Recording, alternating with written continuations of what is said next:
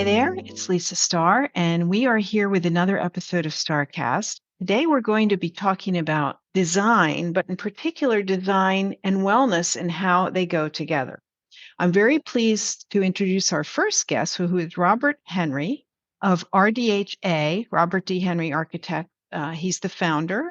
Robert, and we call him Bob, has been doing architecture in wellness and spa and salon and hotel and hospitality for I don't know how many years. He'll tell us, but welcome and thanks for joining us. Good morning, Lisa.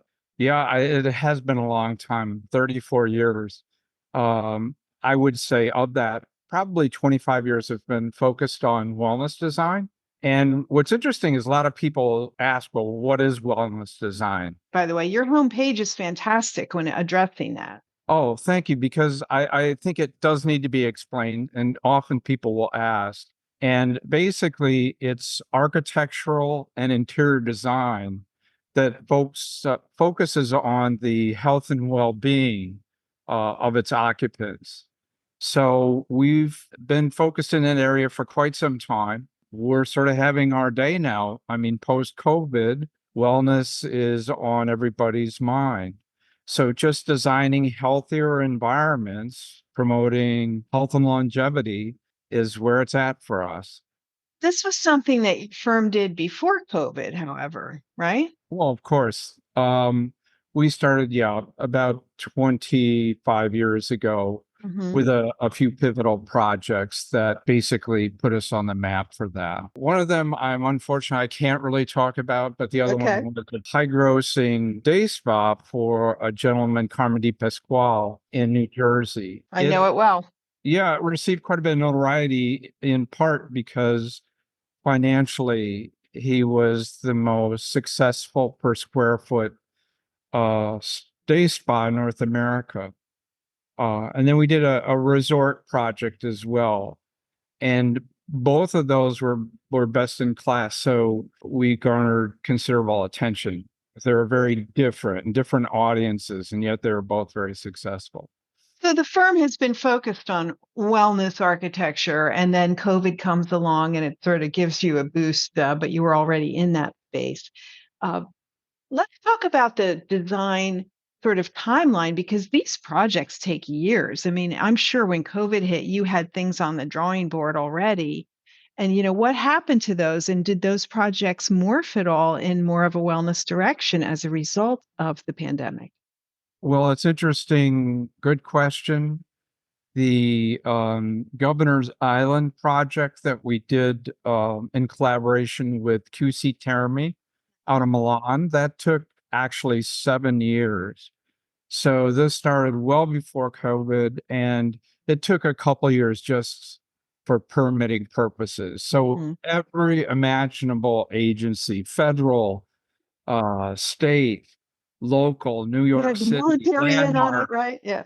Yeah. it just had every possible permitting procedure in place, and it really did take us a couple years just to get through the permitting process. And it's probably North America's most ambitious project. It's about 100,000 square feet, 76,000 interior space in three landmark buildings on Governor's Island that was originally designed by McKibben and White. So they're very famous New York architects, the turn of the century.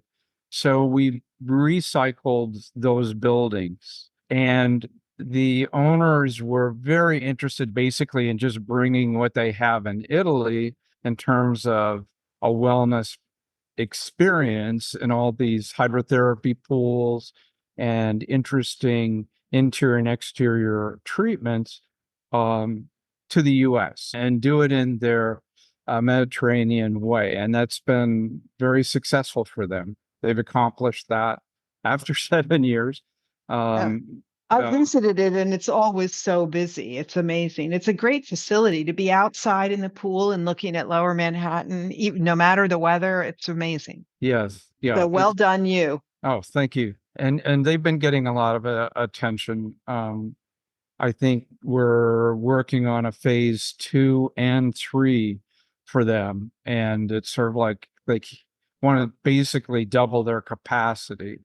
and they can already. handle about 250 guests per period, and they're interested in doubling that to about 500, which will be a whole campus of wellness, if you will. That'll be Three amazing. buildings and outdoor pools and a number of different outdoor areas, outdoor cafe. It'll be very exciting. Well, it is great to combine the inside and outside spaces in the way that you've done. It's very nice and speaks to wellness, right? I mean, people want to have fresh air now more than ever. Um, so in terms of wellness design, I'm looking at the aspects on your website: air quality, water quality, energy conservation, sound mitigation. That's great. Material selection, optimum systems, environmental impact. And on each of these, you have an explanation. So it's a great place for people to go and learn about wellness design. How did you and your team learn about it? Because no one was doing it. There was a lot of research and projects that, with each project, I would say, enhance your toolbox Hmm. in terms of wellness. And each location is different. I remember doing a project a number of years ago in mainland China, and it was in a first tier city where they're experiencing real pollution issues, where the children couldn't even go to school. So there we implemented a salt inhalation room, and that was hugely successful, right? So you're addressing a real health concern. And when we can grapple with people at large or a location that might have particular concerns and or individuals, it sure makes a difference, in terms of their Hmm. quality of life. Sleep issues has been Hmm. very topical for a number of years, especially for both urban and non-urban people. So it's really trying to get the heart of what is going to make an impact in people's lives. Hmm. Beyond just the walls and the floor and the lights, right? I mean, what are the first wellness components that you tried to introduce? Well, we really look at the site and what nature has to offer, then you don't have to really work so hard. So often we will do passive design where we're using eaves and overhangs that protect from direct sunlight or allow that sunlight in depending on the sun angles. We'll take into consideration natural breezes, vegetation, all these things we really try to preserve. And we've been fortunate to work with a lot of beautiful natural environments. Uh, and let's say for Amelia Island in Florida, it was an eco-sensitive island. We preserved every single tree. So we took a rather ambitious building program, and moved a series of smaller pavilions around in the landscape and thereby preserve every tree on the property and really nestled that into the environment. Took a lighter touch, if you will, Mm-hmm. So integrating nature, right? That's the salvo. That's what we try to learn from every day, integrating You, those systems. Remember when we used to say nature nurtures? uh-huh. Well, it's so true. Yeah, that's very true. So, does anyone come to you with a project and say, "Oh, I don't want that wellness architecture. Just give me the regular kind." I mean, what is people's mindset now with you as an architect and with your customers?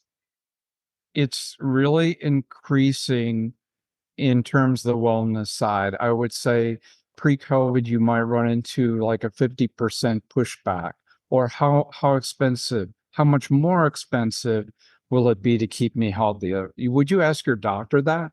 So there's been a tremendous shift. And in particular, I noticed that the younger generations, Generation X, Y, and Z in particular, are so health minded. So with them, it's a priority. And they search out designers, architects, brands, experiences that integrate this wellness sensibility. So for them, it is a lifestyle. And that's the difference. We've seen it shift from a niche experience to a lifestyle choice in which many more informed people are gravitating towards. Well, that speaks well for the longevity of your firm since the boomers like us will be dying out and that they will be taking over. So, there will be work going forward. What do you think customers want? Like when they come to a spa or salon or wellness space, a hotel, like what wellness elements is the client looking for? That's a great question. So, the Wellness Tourism Association, WTA, Mhm. basically asked that exact question. What are wellness seekers looking for? And ultimately, it boiled down to a reboot in natural surroundings. So, if you are fortunate enough to have this beautiful natural environment, I think you just take the programs like you'd mentioned earlier outdoors, even in less favorable, what we might say, temperature conditions. So there's the rise of the Nordic spa and these winterized outdoor experiences or cold water bathing. It's just interesting now how that's becoming such a focus. Much so. I can tell you as a consultant, we're getting nonstop requests for bathhouses or more water amenities. I mean, for various reasons and not, labor, use of space, but it's what people want. I mean, do you as an architect ever think, yeah, but does this have legs? Like, did we really do this? Will it last 10 years? Or do you just do what your client asks you? What's your input on the design process? Well, we love working with informed clients where a dialogue ensues and the end product is larger than both of our individual investments, right? So we really like it to be a dialogue. And we find that our best projects are really about that wonderful dialogue. But if you can bring a lot of the programs outside and integrate, let's say, treatments that correspond with that, let's say exercise recovery, or we worked recently with Mohawk Mountain House, and they have, I think, about 600 miles of trails through nature, and they are known for some of their climbing cliffs and things of that nature. So why not put a rustic pavilion located in the woods that you hike out to and Mhm. then get the best reflexology and foot massage of your life, right? I love So, that. right? It's just like marrying the nature with the experience, with the modality and treatment, and bringing a real benefit to people.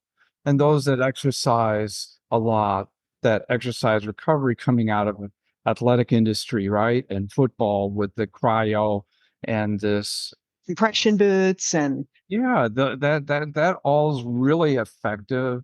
The ice, it used to be the ice baths that a lot of the football players would take, for inflammation. We're learning so much science and just couple that with our needs, and I think you've got sort of that magic combination.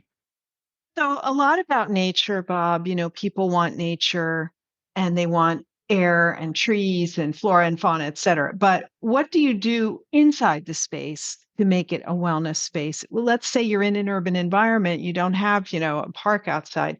What are some things you can do in terms of wellness design to hit those buttons? Well, it's so interesting looking just at your backdrop. It has what appears to be this grotto, right? That was carved out of a cliff, and then you have a series of pools and lounging spaces there. So often we're recreating spaces that borrow and use materials of nature, right? Mm. So we'll work with locally harvested stones, timber, slate, surrounding you in as much of a natural environment as we can. Mm. That makes So, sense. in essence, it's sort of recreating nature the best that we can, but nothing does a better job than nature. So, Does that? Natural surfaces, the way it looks natural. Does that carry over into sustainable building practices, or is that a separate sort of silo? They're really one and the same. So it shouldn't surprise you that natural materials are the best materials one can use. And if you don't have to, let's say, transport them very far, you're saving on carbon footprint. Mhm. It's really working with local materials and cultural conditions and what's in your own backyard. Mm. And then that also will reinforce the uniqueness of place, where when everything just becomes the same, I mean, why travel, right? So I think it's really capitalizing on the sense of place. That's a great way to look at it. I mean, guests want local authenticity, especially in travel. And so using stones and woods from the area certainly crosses that to do off the list, as well as being sustainable and as well as being wellness oriented. So ticks all the boxes.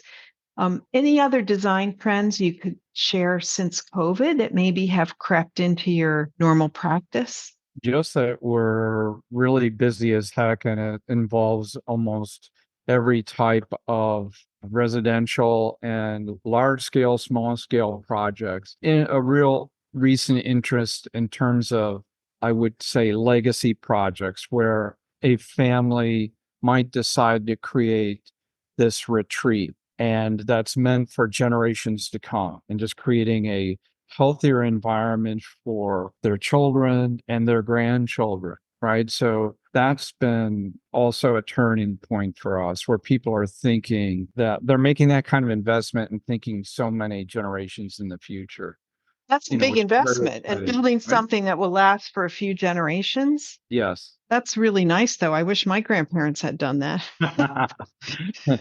Yes, mine too, right? Well, I'm glad people are thinking of it now. So you're seeing more sort of long-term planning, you would say. People are not building just for right now, they're thinking about the future.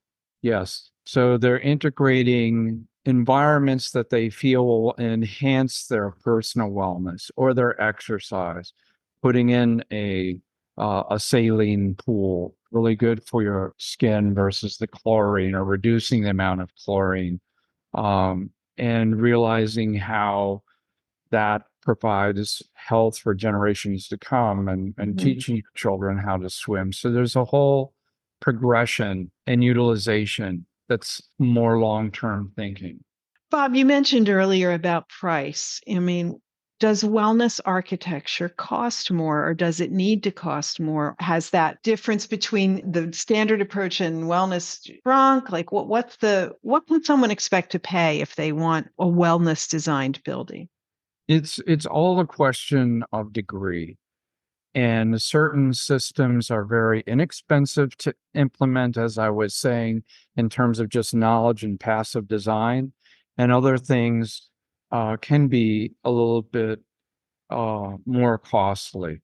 So post COVID, it was all about fresh air exchanges. And in or four season climates, heating up that cold air from the outside and bring it in, dealing with these more hybrid mechanical systems can be a little bit more expensive in terms of increasing that air exchange, but that's what we realized was most important. Mm. So technology is constantly trying to address real-time concerns, and there's been a lot of advancements regarding mechanical ventilation and the importance of that, especially in like classrooms or large gathering environments. So the costs are coming down, Mhm. but it's That's true. good to hear. We'd say sometimes anything that's costing within 10 to 15% increase, and yet can have energy savings within 5 to 6 years. Most people will feel that's value driven and conscious and a smart decision. I think so. I mean, if it takes 30 years to realize the gain, maybe not, but if you can realize that within 5 or 6 years, why not? Hopefully, people are thinking more long term, as you said. So, in terms of wellness design, you don't see this going away. Like, is this the way of the future now for all architecture or architecture processes? Absolutely. There's a higher consciousness. There's a willingness of the younger generations to demand it, not request it, but they have these expectations. They're voting with their pocketbooks, so in their wallets. So it's like it's here to stay. Mhm. And there'll be a heightened focus, like on EVs, right? Electrical vehicles. There's a lot of focus now in an alternative that are much healthier for the environment and individuals. So you see this around every corner. You It's know, an when exciting COVID, time from that oh, standpoint. sorry, when COVID came out, there was all that UV light, right? We're going to use UV light to kill germs. We're having UV light at entryways and UV light in the laundry. And what, I mean, is that still something that you see happening, or was that just of a in the moment practice? There is validity to that, but the air exchanges and the whole distancing and everything else was far more effective.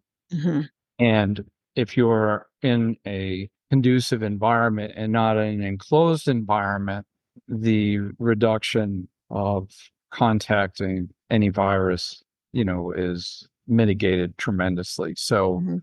yeah, a lot of the original myths have been displaced with real hard science. Well, good. We do want to follow the science. I mean, I think in the first year of COVID, we were just grasping at whatever would allow us to be out and about. But a few That's years right. of data is very helpful. That's right.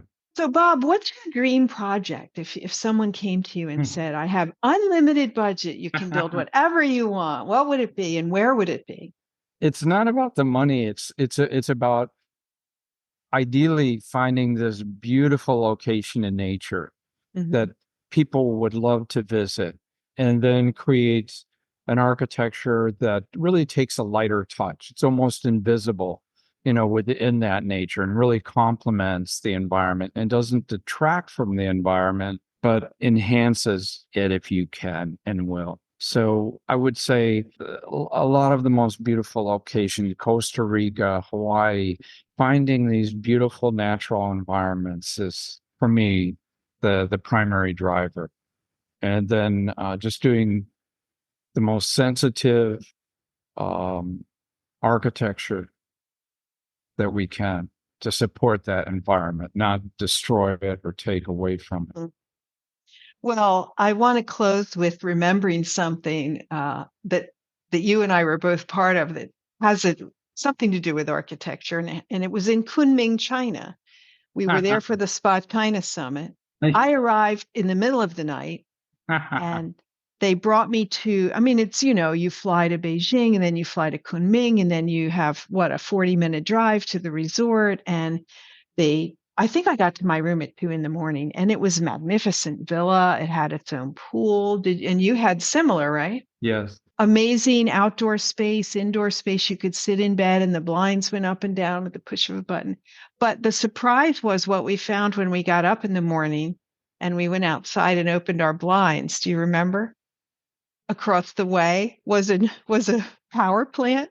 Oh, yeah. It was just so incongruous because you're in this beautiful resort, and it's the kind of thing you don't see in some countries, that kind of proximity of that development of a beautiful luxury resort next to a power plant probably wouldn't happen, but those things do happen in some countries. And it was just the funniest thing to get up in the morning and go, what is that?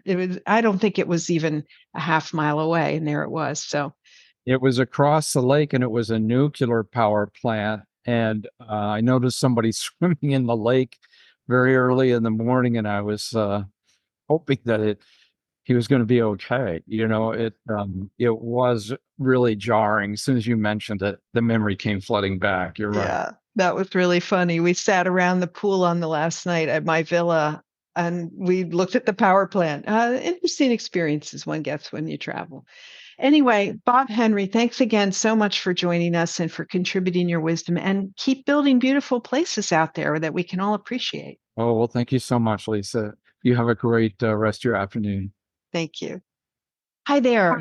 So now we have our next guest, Brian Dunkelberger, who is the principal of S3 Design.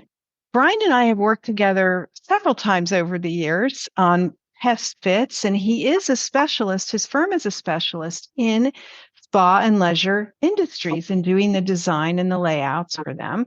So I thought it would be great to hear from him on what his thoughts are on where the industry is going. Thanks for joining us, Brian. Thank you. It's a pleasure. So, Brian, you are a designer by training. Yes. And when did you decide that you wanted to become a designer?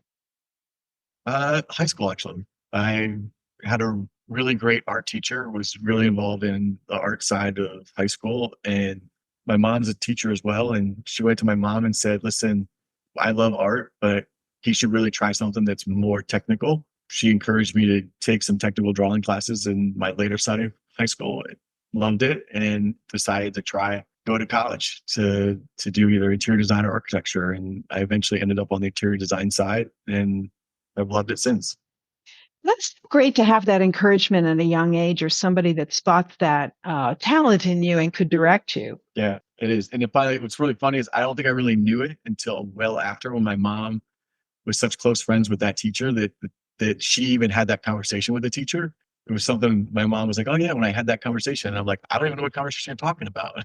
But but yeah, she was a great teacher, great artist, teaching young kids. And I think it was really sensitive of her to say, look at something that you can use your art skills and your technical knowledge of stuff. And I know there's always the cliche of the starving artist. I don't think she wanted to be the starving artist. Mm-hmm. I want me to be a starving artist. So it's been great. Well, young people today don't always know their career options. And it's nice when someone like that takes the time to notice things about you and can say, hey, there's a spot for you, that you may not have known about. And you're not being like a chemistry teacher or something, you're doing something that you have passion for. Yeah, yeah. It's great because when I got to college, I was like, everyone goes to college not exactly sure what to expect. But it didn't take me long to go through a couple studio classes and be like, oh my gosh, I love this. Like, this is fun. Like, I remember calling my parents one day and saying, I do this for peanuts. I was young and stupid at that time when I said that, but I think it just went to show how much fun that was. And I thought this wasn't really work. This was actually enjoyable. And even to this day, I come to work and I don't think that it's work. I think I get to do something where it's creative every day, and we get to, you got problems you got to solve, but that's part of the challenge, part of the fun part. Well, that's awesome that it's worked out that way. What was your first job, Brian, out of college? So my first, I kind of have two real different segments of my career. My first one, I worked for a generalist firm that did a lot of mostly corporate office space, a lot of lawyers, accountants, business stuff from everywhere from like Fidelity Investments down to a law firm. But in addition, coming out of high school, I was really into sports. And one of the guys I worked with went to another firm that did sports as part of their practice. And that colleague called me up and said, hey, we have this opening at our sports practice for an interior designer. Would you be interested in coming and talking to him? It took a little bit, but they convinced me, and with a lot of kind of nice, like, look, you can marry your love of sports with what you do from design. And I'm, for anybody out there, making a job switch is always, especially when you're going to a slightly different part of your career, a little bit scary. But I took the jump, went over to them, did sports for. So when you say sports, like stadiums, like or workout facilities? Yes, it started out as at that time in the industry, college rec centers were really big. They were really late 90s, early 2000s, were really becoming popular on the college campus. It was changing from like the 1950s gym to something that's more like a health club. So really cut my teeth on just learning how locker rooms function, flow of facilities, how people move through things and what they see and what they don't see. So it was anything from like rec centers to athletic venues to small stadiums. But what's interesting about all of those things, and even with the spa sector to me, is it's all about the experience, right? Like how you move through the facility and what you experience directly impacts how you feel about it, whether it's a good experience, whether it's a good feeling. And so all those things were really good. I'm going to say design like lessons for me. Mhm. I had some really good mentors at the same time that were really supportive. And then eventually that firm came to me and asked me if I wanted to do health club work. And the health club work, so at that point I was excited to try something even new, and it was kind of my own.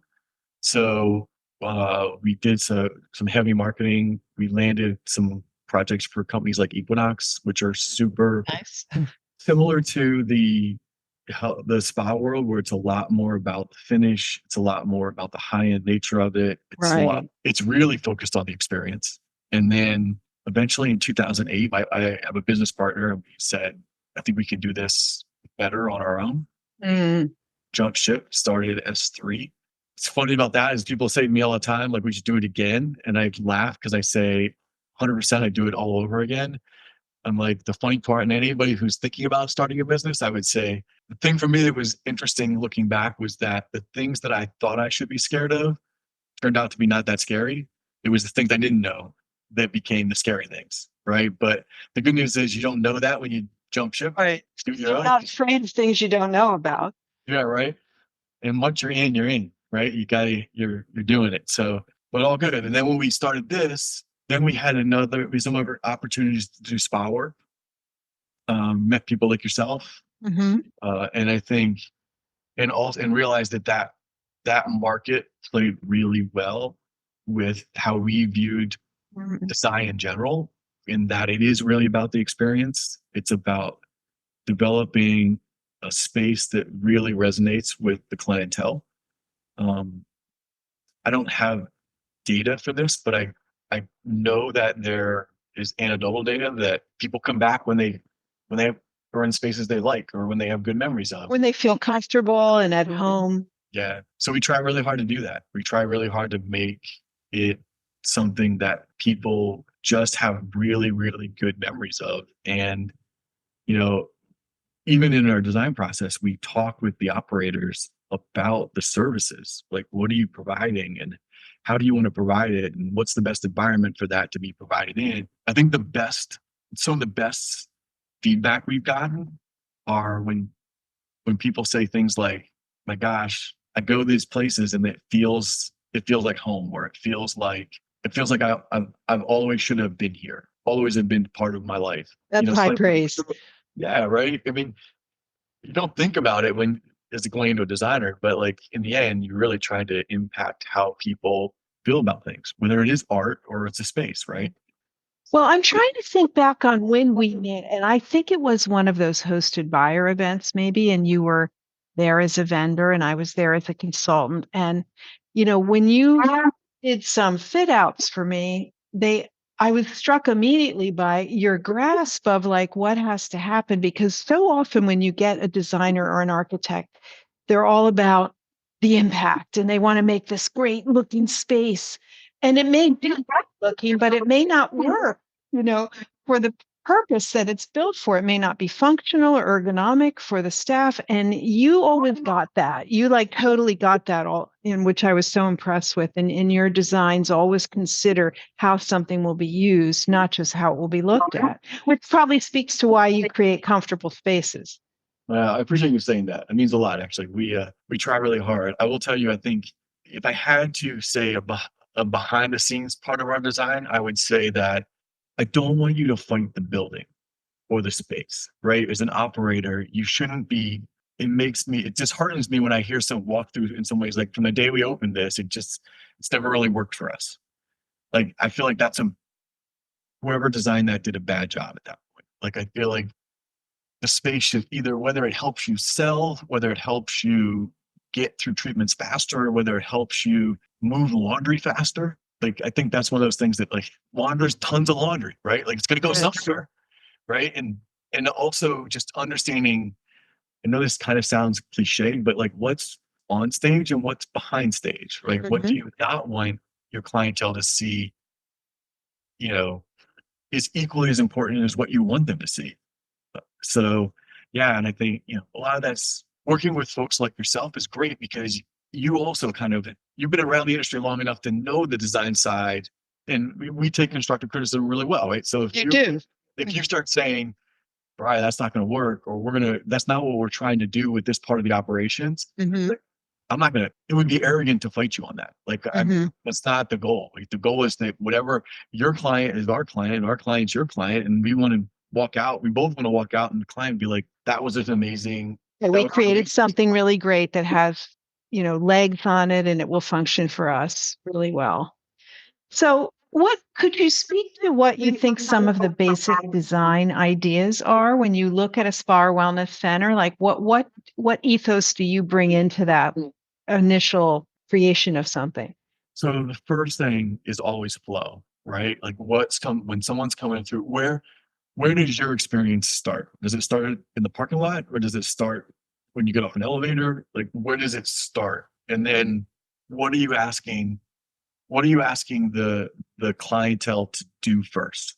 Is it you're checking in? Will they be waiting? And if they are waiting, what's that environment feel like? And then, are we moving them to a locker room? Are we moving them to a treatment room? Like where are we moving them in the flow of the facility? And then after they're done with their experience, what's that experience coming back out to when they leave, right? You don't want to operationally, you don't want to drop the ball between that point leaving, and architecturally, we don't want to drop the ball. Like we don't want all of a sudden to be seeing the laundry room, like because we didn't think that through. Mhm. And then once we kind of get that basic flow, and I think we know enough about the basic flow, then I think it really starts to get into the operations, right? Like Mhm. really making sure that whatever moves we're making architecturally are supporting operations and aren't making a challenge. What kind of things can a client give you to help you in that thought? Like, do you like to see the menu of the place, or do you like a brief on what will happen there? Does that help the design process? Yeah, I think in a lot of ways, more information is always better to some level when it comes to that. Like if you're really, really focused on treatments, then okay, what treatments are you doing? What support do you need for those treatments? How do you need? Do you want to do a dispensary that everybody goes to and takes their technicians take stuff out of, or do you want that stuff in the room? Like understanding that helps us kind of in that planning process. And somebody might, there's lots of reasons for it. Someone might be like, the turnover of rooms needs to be faster, so we need to stuff closer. Others might be, no, we're really encouraging people to linger longer. That's part of our experience. So making sure if that's the case, then from whatever they came here to do, leaving, we want to have more areas for them to relax in, or we want to have more areas for them to just wait for someone else they came with. Right? It's not like a big relaxation room. It's more of a nook because somebody else's treatment might be 20 minutes longer. Sure. Yeah, things like that. I think knowing that, those types of things, knowing turnover, how fast you're trying to turn over certain things. And sometimes that impacts the locker rooms, right? Like, cause you want to make sure that the locker room is efficient, but you also don't want to make sure that the locker room, that people aren't there for 40 minutes or 50 minutes after the treatment, right? That just kind of clogs up that part of the process. So, like I'll give you, I mean, this sounds super simple and I'm not creating anything like that anyone's like, wow, that's revolutionary. But like in the locker room, you have sinks, and then getting your dry vanities away from the sinks or close to the sinks, but away from the sinks, just allows someone to groom when they're Mhm. not sink without taking a sink. Absolutely. Simple things like things that Like those are having that dry grooming area so they can step aside for the next person, because the sinks cost money and the plumbing costs money, and you don't want to have more than you. Yes, it does. And it's time, right? If you're coming out to wash your hands after you use the restroom and there's somebody staying there blow drying their hair, Mhm. that's the sink that gets taken up. It doesn't need to be taken up, right? Like that. But that's like also setting up, if you're going to provide a hand dryer or a hair dryer, provide it at the dry vanity. Don't provide it at the sink. No, and it's an awkward situation for the guests, which isn't a great memory for them when they leave, right? So I'm going to key in on exactly what you just said. I know when your space is tight that you tend to want to put, for health and hygiene reasons, the sinks right across from the toilets, Mhm. right? And space is tight, that happens all the time. But whenever you can, you want to separate the toilets from the sinks so that when you leave the toilet, you have to pass the sinks because nobody wants to be standing at the sink hearing what's happening in the toilet, Good point. right? They don't want to smell it. They don't want to hear it. Like Mm. that changes your experience, right? So Mm. if you can afford the space to separate those things, but yet have the path from the toilets past the sinks, you're still encouraging good hygiene, but you're making that experience at the sink a little bit better. That's a great tip, Brian. So what are you seeing in design elements? I mean, spas have been going to more sort of the sustainable model, and we want to see more natural stone wood. I mean, are you seeing that from guests across the board? I think yes. It's funny because I think that the sustainable side of that is it's a little smoke and mirrors. Mm-hmm. It's Well, not. I'm thinking of them in two separate venues, to be honest, like sustainable in the terms of the materials used or the cost or the recyclability, but then you've got the look and feel that's evocative of a natural setting. And I think they're two different things, right? They are, and I think you can marry them really well. They can and should be married, but I sometimes feel that they aren't. Right, like they're done for two different reasons. I will say, I think the calming nature of nature, whether it is a natural stone or whether it's the feel of something that you're touching, whether it's a material that's on the chair or whether it's the countertop, like there's something very relaxing about nature and being in it. And it's funny that it's interesting that we're even talking about this because I always found it weird. I didn't understand why really expensive homes got built on the ocean coast, right? Like if you really just look at the ocean coast, it's a flat horizon line, right? Right.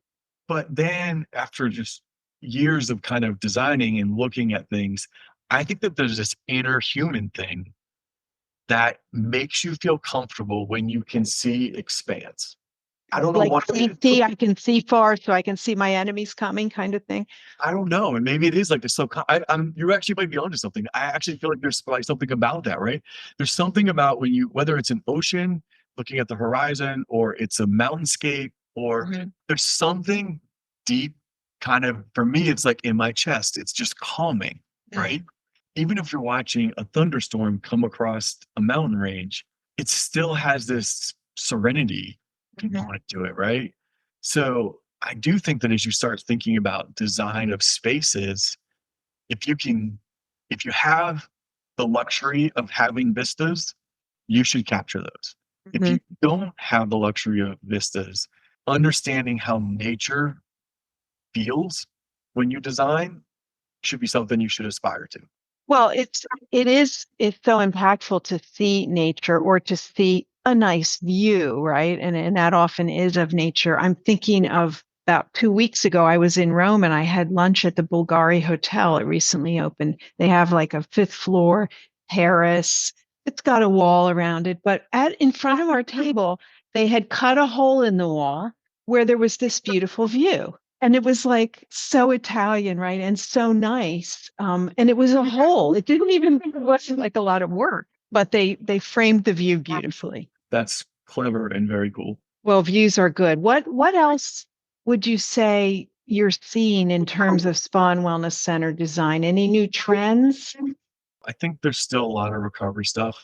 I think that's still kind of an evolving modality.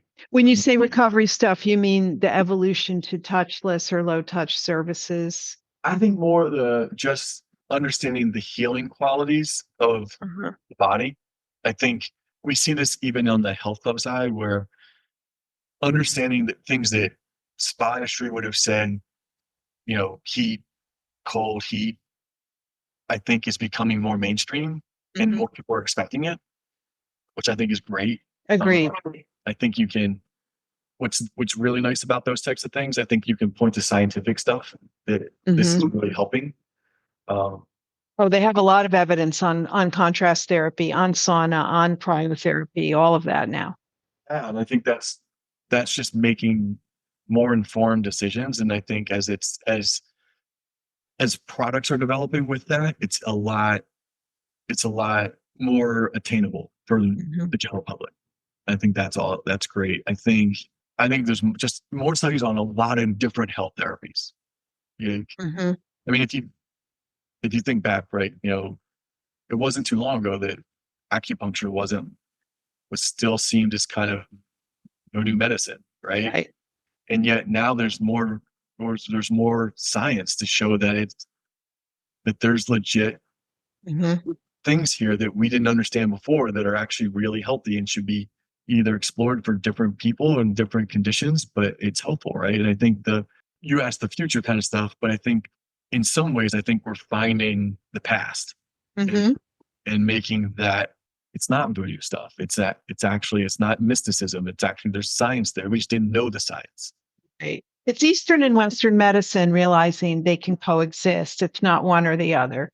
Yeah. It's both. I think it's interesting that you are seeing the health club sort of evolving to the same place the spa is, right? Which is having some services that are self-catered, that are what we would call recovery oriented. And because the health club and the spa are, continuing down this parallel but merging road. You're 100% on it, because I think the faster you can recover, better results you can get. If you don't have to leave one environment to go to another environment, or another business to get recovery, or likewise, if you're a spa operator and you have programs that are, whether they're stretching or whether you have other things that are kind of dipping into the health club side, but you realize the health benefit of those, and you can get more at the facility you're going to, you're more likely to come back. And that helps in so many ways, including lowering your marketing costs overall. If you're not constantly having to attract new guests and you can get repeat guests, that's better for everyone. Yeah, 100%. How would you say it's changed since COVID, Brian? Have you seen design changes as a result of COVID, or do you think we're kind of going back to where we were? I think we're sliding much closer to where we were. Mhm. I think 2023, 2022, a little bit, because people were still kind of apprehensive in 2022, but 2023, towards the end of it, we saw people really just sliding out of it, more back to where they wanted to. I think people got to a point where they realized they liked going back to what it was before. Mhm. I do think people are still, I think COVID gave people just a better awareness of things that before they didn't recognize were more germ prone. Mm. But I think I think we have a very strong immune system for most of us, which I think we maybe took for granted during COVID. Agreed. But I do think that we're a little bit more sensitive to our immune systems right now. So and that's probably due to COVID. And I think that if we really start looking at things more holistically, the better health builds our immune systems, right? So, I think ultimately we're probably a little wiser, but I think that we're kind of back to where we were. In the design perspective. It's interesting to hear that. I think that COVID, we always say we got a COVID lift in the spa industry because things we had been telling consumers for years were important, like to get massages, to lower your blood pressure, to take care of yourself, to build your immunity. They finally said, oh, okay, I get it. And it used to be those expenditures were really discretionary, like only for special occasions. And we are seeing now that consumers are not cutting that. They are still getting their massages, their facials, their self-care because it makes them feel better and it makes them feel like they're stronger. Well, they probably are actually, right? Mhm. Like it's actually probably working. I have 3 children, and I've always said to them that your perception of your reality is probably the most real you're going to get, right? So if you're actually doing something that makes you feel better, then you're going to be better. Mhm. These are all great conversations, because I feel like this is how we have conversations with clients, right? We're not just what tile do you want on that wall? It's more Right. of let's really talk about like what you're trying to do. And if I can get the architecture to do that and help you do that, that's what I want to do. Well, people think, why would I spend money on this architecture design? And then when you see great design, it's like, oh, this is what, it all makes sense. It tells a story, it delivers an experience, and it does it efficiently. And those are all really useful things, obviously. Yeah. It's funny the way you said that, because I actually feel like the best design, aside from when you start talking high end design, like you notice that, right? But the best design, the simplest and best design is the toughest design to do. but you ultimately don't see it as much. Like as designers, we look at spaces that are really simple and clean. And I have people who work for me and they're like, we should do spaces like that. And I'm like, that's really tough to do. Like, to get that clean is admirable, but we have to deal with sprinklers and we have to deal with mechanical system. Right. The guts of the building. It has to work still. Yeah. And there's codes that you're like running, like, oh my gosh, the exhaust at manicure pedicure that you have to deal with, and how close each jurisdiction wants it to the treatment is like, some of these things are just, they really, really bog down that clean and pure look that you're going for. So you got to be really smart and savvy about how you deal with those things. Yeah, especially in the US where we have so many codes and so many guidelines.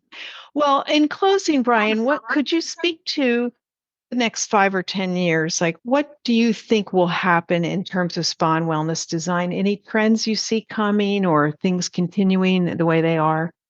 So I don't have a crystal ball, but I will say I do think size as a species, I feel like we have trouble letting go of things, right? So oftentimes things that you probably aren't using as much stick around your facility. And I think as we start finding out more and adding more, the size of your facility starts to grow. And some of that's really good stuff, right? Because like I said, if you get more under a roof, you can do more. You have more patrons that come in and they can use more. And if you're a really savvy operator and you can cross-pollinate your segments, your modalities for revenue, and you can encourage them to either get other treatments, like your spaces grow, right? And that's something I think, the spa industry and the facilities can capitalize on it. And as long as it fits the business model and you're not getting too much space, I think those are all good things. I do think that with biomimicry and design and things like that, I think you're seeing people going more to the natural stuff, even more than they are now. There's more data on biomimicry that is beneficial, then that really helps the architecture side, plays out more on the architecture side. So I think those things will play in. Using plants inside, like how, plants, also understanding, like, I'm always fascinated how nature solves problems on its own. I'll give you a perfect example. Your mechanical system. Nature's figured out how to cool. Like there's people who figured out how to cool spaces in the desert, and we decided we're going to air condition. Right. And I think this kind of goes back to what we talked about with Eastern Western medicine, right? It's recognizing that there were some really, really, really smart people in the past that solved problems that we actually take the easy way out, and we don't solve those. We just put in an air condenser, which uses energy, which uses so I think, as people get more tuned into kind of how nature solves problems, and it's becoming more prominent, and kids are going to school for it, which is great because now they're coming out with part of their education. I think you're going to see that play bigger roles in just architecture in general.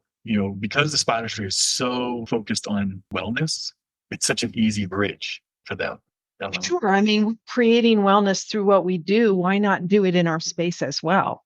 And there's lots of stuff out there now that proves it. You don't have to try to convince somebody of it. There's enough information out there that they Google it really quick, and all of a sudden you're like, oh, wow, this actually makes sense. And I think that's, depending on how big the buy is, but if you do have investors, sometimes the investors aren't tuned in like the operators tuned in, you have to convince them, right? And if it's already kind of a bit more mainstream, it's a lot easier to convince. So I'm excited about the industry. I really do think that there's a lot. I know that you talked about the COVID bump, but I think that the 10 years after the COVID bump, I think that with the amount of technology available to us and the amount of being able to research really quickly for ourselves what's good for us, I think the spa industry has an amazing opportunity to be that resource.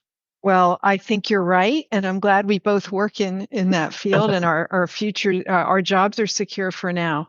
So thank you again, Brian Dunkelberger from S3 Design. You're a principal. You have offices in Quincy, Mass, and in Florida. If anybody wants to find you, your contact info will be in the show notes. So thanks again for taking time with us today and also for all your contributions in the past. It was my pleasure. Thank you.